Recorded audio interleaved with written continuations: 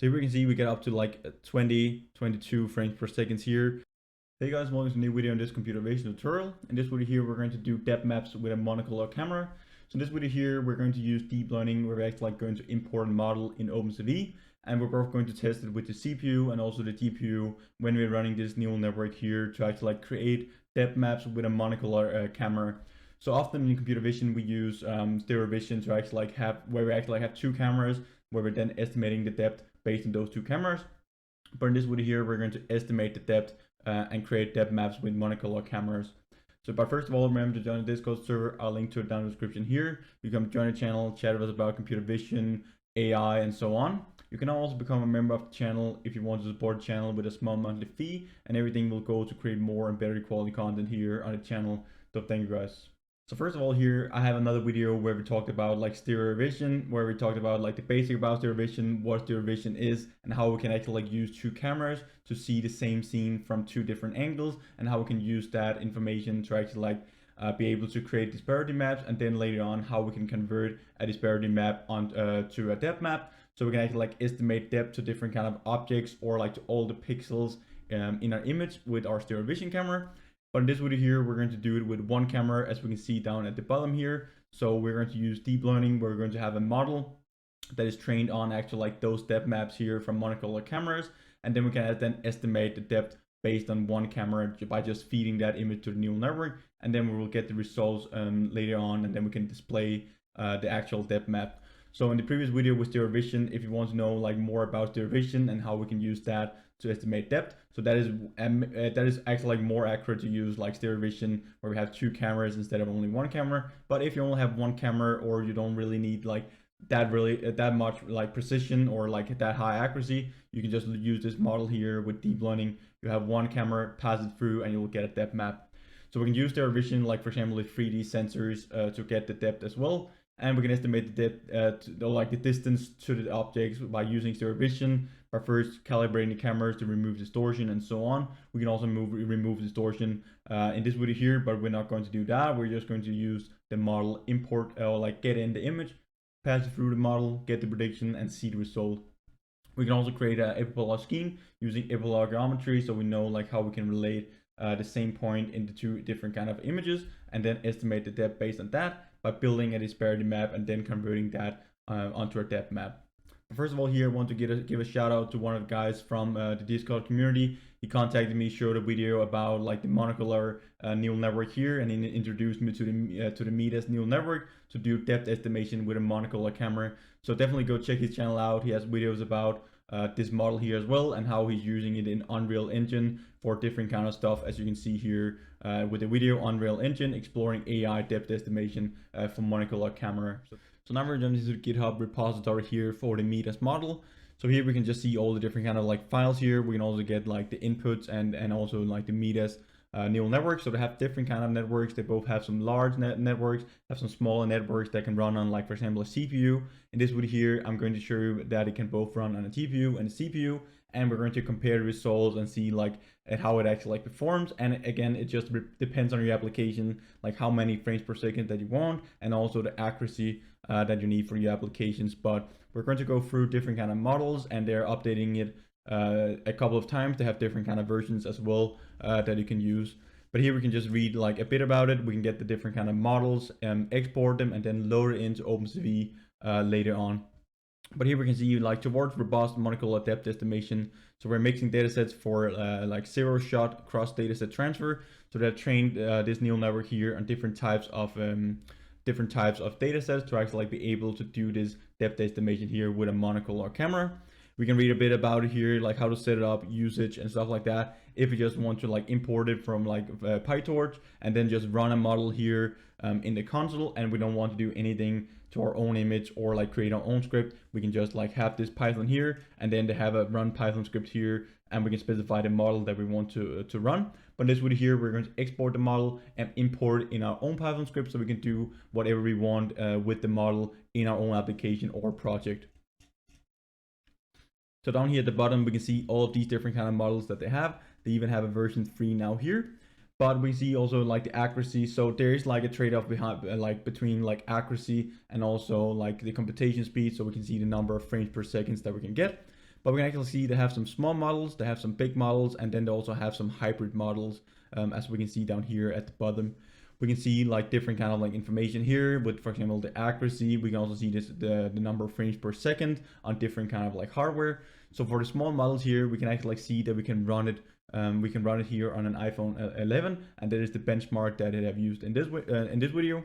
So here we're going to have this Midas version 2 small. We can see that it only gets like 0.6 frames per second.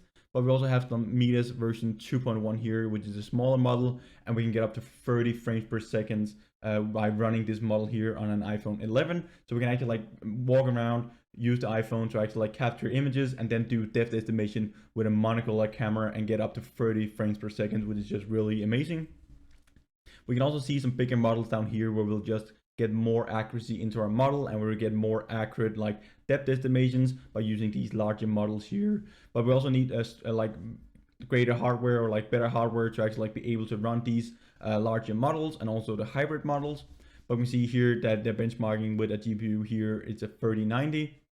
And we can see the large model here, they both have a version 2, version 2.1, and they even now have a version 3 here with their like large model and also with the hybrid model, where we can get up to like 40 to 50 frames per second. But it is a fairly good GPU here that they're benchmarking towards. I'm going to show you what I will get on my GPU. I'm using a 1060, which is also fairly good results that we get, and we can actually use it in our applications and projects.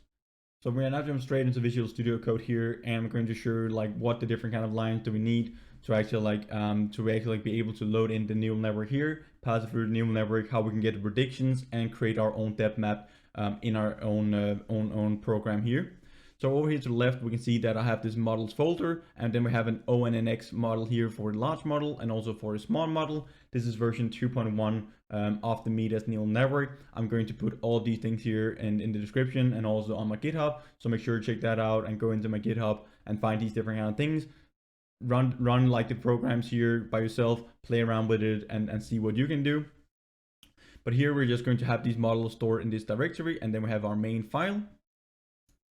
So first of all, we need to import the OpenCV DNN module. We need to import or like include OpenCV here, and also the DNN module, because we're going to use the DNN module to actually load in the neural network and actually deploy the neural networks or the Midas neural networks for doing this depth estimation here with a monocular camera. We're going to use the namespaces here, so we don't have to type that out. We have a clip here which will just return the maximum value from either like an integer or that we pass through this function here. Then we can also get the output names here. So the output names of the actual like, so these are just the default things here. Go copy them into your program. These are not really like that important. It's just to get the output names of our neural network. So when we pass in our neural network here to the function, we will get all the output names for the different kind of like classes that we're doing predictions on or like doing classification on. So here we have our main program. I have this file path here to my directory where I have stored the models. And then we actually have this model here, the path. So we can either use the large model or we can use the small model. Let's just start with the large model here, so we can see the most accuracy at the start. And then later on, if we don't get good enough results, we can change it to the small one and see how many frames per second do we get with that, and also see how the accuracy is compared to the large model. So now we're just going to have this net here, read net. So from the DNN module, we're going to read in the neural network here, where we're going to specify the file path here as the argument, plus the model here that we want to use. So again, we're starting off with the large model, and it will be stored in this variable here, which is called net, that we can then use later on to actually like pass through our image through that model. We're just going to check if our model here is empty. If it's empty, we'll just return -1 and it will terminate the program. Because then we're not able to actually like read in the neural network. If we're able to read in the neural network, we can then down here, we can choose if we want to run the neural network on our CPU or the GPU. So if you have a GPU available and you have built OpenCV with GPU support, you can use that. If you haven't done that and you want to use the GPU, I have videos here in the channel explaining step by step how we can actually like install the binaries and how we can build OpenCV with CMake for GPU support. So we can just set the preferable backend here and also the target to a DNN backend CUDA and also target CUDA. So when I'm going to run the program now, we're going to run it on the GPU, but I can also comment these out here as we're going to see at the end of the video, and then we will run the neural network on the CPU where we won't get as many FPS, of course, as on the GPU. So now we're going to open up our webcam here with the video capture as in all the other videos. So we're going to have cap of the 0th element. Then we're going to have a while loop. As long as our webcam is open, we're just going to run inside of this while loop. And then at the bottom of the program here, I just have like, if we press a key, it will terminate the program and it will shut down the camera. So now we're going to read in our image. So we're just going to have this matrix here with our image, and then we're just going to read in the image from our capture. We're going to check if our image is empty, and if we're not able to actually like load in an image from a webcam, we will just have this wait key here, and we will print out that the image is not available, and we will just break off the while loop and terminate the program. We get the width and the height of our image, and then we're going to start a counter so we can actually like time how many frames per second do we get when we're running this neural network. Then when we actually want to pass our image through our neural network here in OpenCV, first of all we need to create a blob of our input image. And for the small model here, I'm just going to comment this out, and then we're going to take the large model. So this will be this line here, and we can see here the different kind of parameters that it takes for this large model. So this is actually like just to get the correct and the right input size to our neural network with this blob. So we can see here that the first argument here is just a scaling value, and then we're going to set the size of the image. So this is the image dimensions, and for a small model we can see that they've actually just reduced the dimensions, but we will actually then have a trade-off with the accuracy that will be lower because we're lowering the dimensions here that we're passing through our neural network. And then we're just going to specify the size here of our image and a scalar here, which is the mean subtraction that we're going to do, which is actually like input processing to our neural network, or like to the image that we want to pass through our neural network. And our challenge order here is RGB in this example. So this is the exact same thing that we're going to do when we're going to run our small model, but the difference here is that we just have another or like other image dimensions for that blob that we're going to create. So now we're going to set the blob here to be the input to our neural network. We're just going to have this net, which is our neural network, dot set input, and then we're going to pass in the blob here as the neural input to the neural network that we just created up here. Then we're just going to have our output matrix down here. So we're going to do a forward pass of the blob through the neural network to actually like get the predictions. So this is a forward pass of our neural network, and then the results will be the actual predictions. So here we can see that we have this net.forward. So this is the forward path. And now we need to use the function or like the method that we created with the get output name, so we can actually like get the results or like get the outputs from our neural network, and that will be the outputs from our net. So we needed to pass in the neural network to actually like get the output names from our function at the top. And then we're going to take this 0th element of that, because that will be the prediction from our neural network here. So this is just like how we do it in OpenCV DNN module. So now when we have done this and we have done our forward pass, we have all our outputs stored in this output matrix. Then we can convert the size here to 384 by 384 from 1, because we have this 1 here because we just passed one image through our neural network, and we need to specify that or like have these dimensions here when we're creating our blob and pass that through our neural network, because this will be the bad size here when we're talking about neural networks. So here we're just going to create these vectors here and actually convert the sizes here. So we have the correct size. We're going to resize our image here at the end before we can actually like visualize and show our image later on in the program. So to actually like be able to visualize our image, we need to do some min-max location in our image from our output image. So we can see we have this these two doubles here. So we have a minimum value and a maximum value, and then we're going to locate the minimum and the maximum values in our output matrix. And then we can create this range here that we can then use to actually like scale and normalize our image. So we get values between 0 and 255, depending on the depth or like the distance to that pixel in our image. So this is just how we can actually like visualize the depth to the different kind of pixels in our image. So the brighter the pixel is, the closer it is to the camera, and like the darker the pixel is, the further away from the camera the object or like that point is from the Monocular Camera. So first of all, we're going to normalize our image. So all of our output values here or like all the outputs from our neural network will be normalized to values between 0 and 1. And then we're going to scale it. So as I just said, so we can get values and actually like see what is going on and see the differences in depth in our image from our output image here. So we'll first normalize it and then we'll scale it. And after we've scaled it, we can actually like just show our image and we will actually like create this depth map. We're going to end our timer when we have done all of this so we can actually like get the number of frames per second. We're just going to put out the number of frames per second that we get on our image, and then we're going to show the original image and also the depth map that we have created by passing our image through the neural network and done this post-processing here to actually like be able to see the different kind of like depths in the image by a pixel value. We're going to, if we hit Q at any time, it'll terminate the program. We will release our webcam and we will store all the windows that we have opened up with OpenCV. So now here, I'm going to run the program. First of all, we're going to build it. We're starting with the small model and we're running it on the GPU. Now we can see that we have built, our build here has finished with exit code 0. And now we're going to run the program and see the actual results here. So we need to run, open up the neural network here, load it into OpenCV, and then it will open up the windows here and actually like show the images here.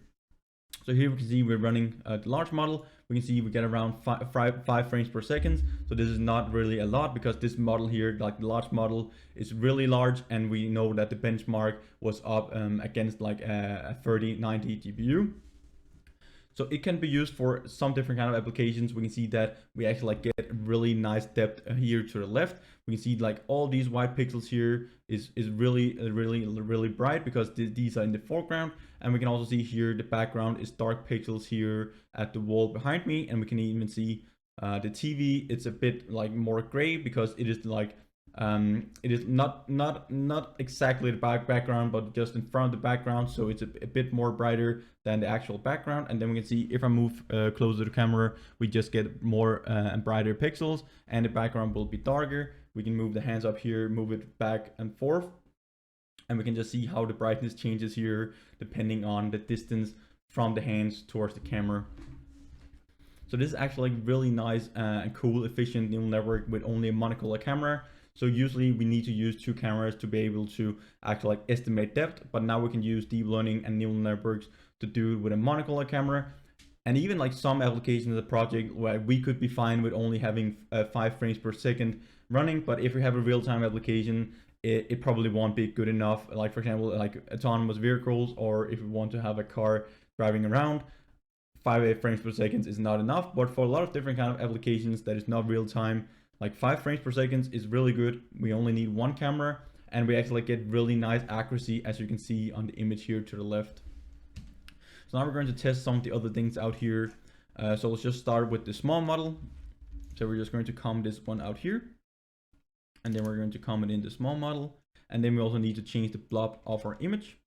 So we're going to comment that out, and that is the only thing that we need to change to actually like be able to run this small model here.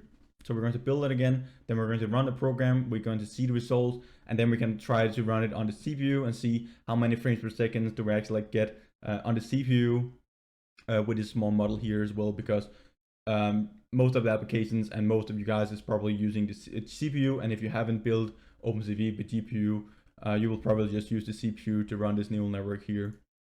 So we're going to run the program, it will read in the neural network again, and then we can see the results. So here we can see we get up to like 22 frames per second here. We can see that we don't have that much accuracy left, but it is still really good, really nice. We get an idea of like my head and my hands here is in the foreground. We can see that when I move it up here, it's a bit more uncertain that when we compare to the large model, we don't get as much accuracy, but we still have a really fast neural network here. As we can see, the background is like fully dark, like. And we can see all this of the body here. If I'm moving back and forth here, it's just really nice, really cool. And now we can actually use this in a real-time applications with 22 frames per second on a 1060 GPU. If you, for example, had a better GPU like a 3090, you know that we can get up to 60 frames per second by running this small model here. And we can even use an iPhone 11 and get fairly the same results as here. So the last thing I'm going to show is how many frames per second do we get if we're running it on the CPU. So I'll just go up here and comment these 2 lines out so we don't set up the CUDA here as the preferable backend. We're going to build a program and run it for the last time before we're going to round off this video. It's just really nice, and I really like this project here, or like this neural network here, because it's just really nice, really cool. We only need 1 camera to do depth estimation in our image by using deep learning instead of doing all of the things that we have been through with stereo vision. So we can even see with the CPU, we get 12 frames per second. We get the same accuracy as on the GPU, but we just like went down from 22 to 12 FPS. So that's not really that big of a difference when we compare it like to the GPU, and we can see that it is still fairly real time here, even though we only have 12 frames per second. We get really fairly nice brightness here with my hands. They're pretty close to the camera now, and now we move further away and they will get darker. We don't get that same accuracy as in the large model, but on the CPU, we can run the large model here. So if you want high accuracy and you want it to run fast, you will need like really good hardware to actually like be able to do it. So that's it for this video here, guys. We've been through like how we can estimate depth with only a monocular camera by using this Meta neural network here. We have tested out different kind of neural networks or like versions of the Metas. So we both used like the large model, the small model. We tested it out on the CPU and the GPU, and we can even see like we can use all different kind of like architecture. It depends on your application and your project. How fast do we want it to run, and how much accuracy do we want as well. So it's kind of a trade-off. So thank you guys for watching this video here, and remember to hit the subscribe button and bell notification under the video. And also like this video here if you like the content and you want more in the future, because it just really helps me and the YouTube channel out in a massive way. I'm currently doing this computer vision tutorial here where we go over the basic stuff about computer vision, you know, camera calibration, stereo vision, and so on. And also I have a deep learning tutorial where we go over the basics about neural networks, how they work, if you want to know like how these neural networks here actually like works under the hood. I'll link to one of the tutorials up here, or else on the scene in the next video, guys. Bye for now.